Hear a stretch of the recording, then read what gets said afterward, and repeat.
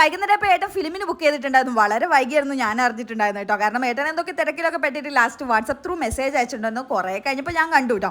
വീട്ടിലാണെങ്കിൽ അമ്മയും അച്ഛനും ഒക്കെ ഉണ്ടായിരുന്നു. സന്ധ്യാസമയത്ത് അവർ ഇറങ്ങാൻ നേരത്ത് ഞങ്ങൾക്കും ഇറങ്ങേണ്ടി വന്നു. അമ്പയാടിയായിരുന്നു, നല്ല ഉറക്കായിരുന്നു. അങ്ങനെ പിടിച്ച് വലിച്ച് എഴുന്നേപ്പിച്ചെൻ്റെ വാശിയും ദേഷ്യവും ഒക്കെ അവന് മുഖത്തുണ്ടായിരുന്നു കേട്ടോ. ഇനിയാണെങ്കിൽ 2 ദിവസം മുന്നേ ഒരു ബസ് മേടിച്ചു കൊടുത്തിട്ടുണ്ടായിരുന്നു അമ്പാടിക്ക്. അതും പിടിച്ച് പോകുന്നിടത്തും വരുന്നിടത്തൊക്കെ നിലത്ത് വെക്കാതെ അതും കൊണ്ട് നടപ്പായിരുന്നു കേട്ടോ. അങ്ങനെ ഞങ്ങൾ തിയേറ്ററിലേക്ക് എത്തി.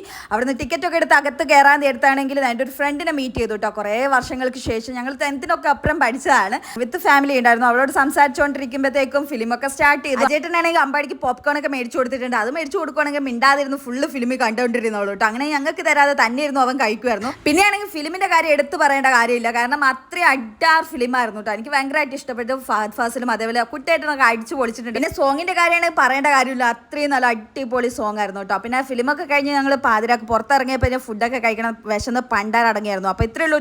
Bye bye.